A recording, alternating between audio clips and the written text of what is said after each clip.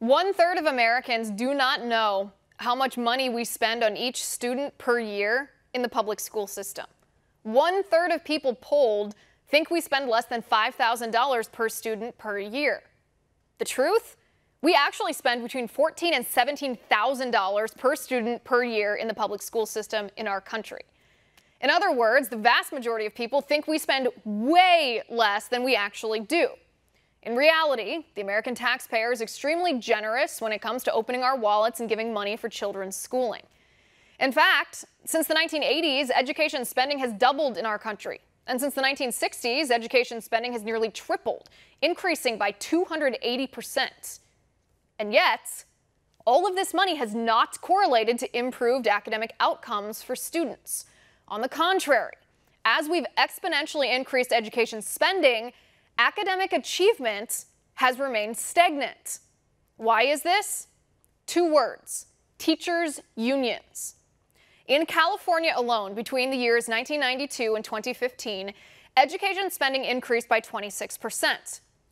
And what did they spend all that money on? Well, not on your child, not on your child's education, not classrooms, not teachers' salaries. Nope. That money, your tax money, was spent hiring non-teacher staff at a hugely disproportionate rate compared to the growth rate of the student population in schools. Here's what I mean. If the state of California had increased non-teaching staff only as much as the student population increased, so still hiring new non-teaching staff, but at a proportional rate to the increase in student population, they could give every teacher an $11,000 raise tomorrow. Funny how the teachers' unions never mention that when they're complaining about teachers' salaries. So why should we give more federal money to public schools then? We spend $14,000 to $17,000 per student per school year, and yet public schools are still failing. So maybe, just maybe, the problem isn't lack of funding. Maybe the problem is the public school system run by government bureaucrats and by teachers' unions. Instead, imagine if parents were given that amount of money, say $15,000 per year, and they could spend it on tuition at whatever school they wanted for their child. Most private schools don't cost that much. So ask yourself, why do teachers' unions and Democrat politicians oppose school choice and voucher programs that would empower parents to send their kids to almost any school? The answer is plain as day. Teachers' unions want more taxpayer money from Democrat politicians, and Democrat politicians give more money to teachers' unions in exchange for campaign donations. According to a New York Times piece from 2010, and I quote, "The 2 national teachers' unions, the American Federation of Teachers and the larger National Education Association, together have more than 4.6 million members.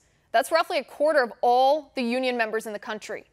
10% of the delegates to the 2008 Democratic National Convention were teachers' union members. In the last 30 years, the teachers' unions have contributed nearly $57.4 million to federal campaigns, an amount that's about 30% higher than any single corporation or other union. And they've typically contributed many times more to state and local candidates. About 95% of it has gone to Democrats," end quote.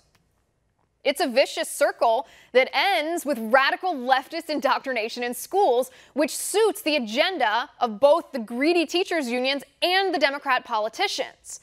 And Republicans, who could step in and put a stop to this wasteful spending, poor education, and leftist indoctrination of our nation's school children, what do Republicans do? They cave. They refuse to fight the fight. And so the cycle continues. More of your money will be taken, and your child will be taught in school that America's evil, and you'll have no choice to take your money to another school.